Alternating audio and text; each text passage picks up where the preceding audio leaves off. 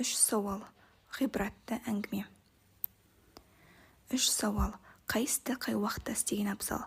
Ең керекті кісі кім? Ең керекті іс не? Патша осы үш сұрақты ойланды. Жауабын тапқан адамға мол сый берем деп жар салды. Бірақ дәлел айтқан ешкім болмады. Бірі: күн сайын, жұма, ай сайын қылатын істі күні бұрын реттеп жазып қою керек деді. Екіншісі: онан түк пайда жоқ, не кез боларын қайдан білесің? Орынсызға әуре болмай, ең керекті іс кез болғанда алды-артын байқап ойланып іс қылу керек деді. Үшіншісі: патша қанша ойланғанымен қате қалуы мүмкін, ондай іс кез болғанда білімділерді жинап кеңесу керек деді. Төртіншісі: кей істе кеңесуге уақыттар болады, онан да күні бұрын ғайыпты білетін бақсыны тыңдап, соның ақылымен жүру керек деді. Ең керекті кісі кім деген сұраққа да әртүрлі болжау айтты. Біреулер уәзір деді, біреулер молда деді, доғдыр, әскер деп тағы қосты. Ең керекті іс қай істегенге оқу, соғыс үйрету, құдайға құлшылық қылу деп тағы тартысты. Ешбір жауапқа патшаның көңілі толмады.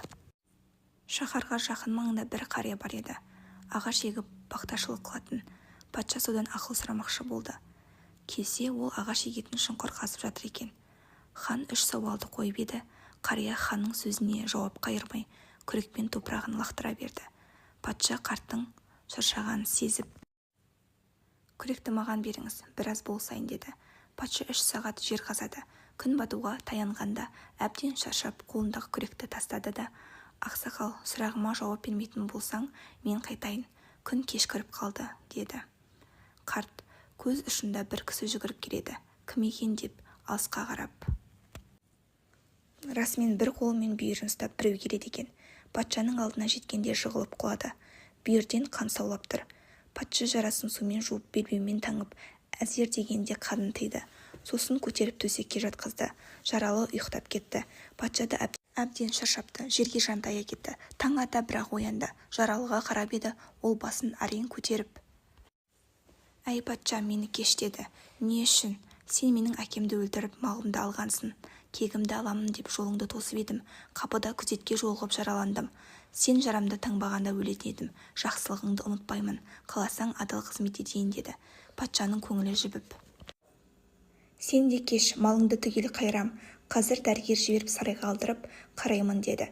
Сосын қарияға қарап: менің 3 сауалыма не айтасыз деді. Қарт: жауабын алдың ғой деді. Қалайша?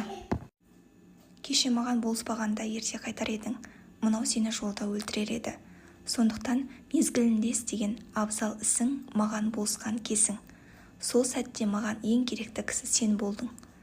Сенің көмегіңе мұқтаж едім. Ал ең керекті іс жаралының жарасын таңған сәтің. Жәрдем қылмасаң, мынау тірі қалып, бұлай тәубе етпес еді. Сондықтан жаралы үшін де ең керекті уақыт пен ең қажет кісі сен, және осы сәт. Тірі кезінде адамның еркіндігі өзінде болады. Кеше сен мың жерден тәкаппарлық пен жалқаулық кері тартып тұрса да, ерік қалауыңды күштеп маған болыстың. Сол сәтте ең керек адамға айналдың.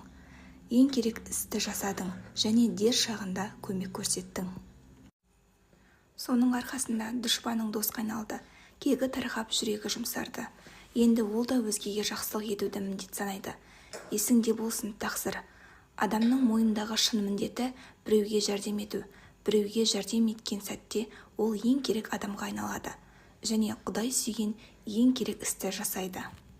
Ал ең қажетті уақытты білек тұрып шешім қабылдаған сәтінде ғана өзі таңдайды деді.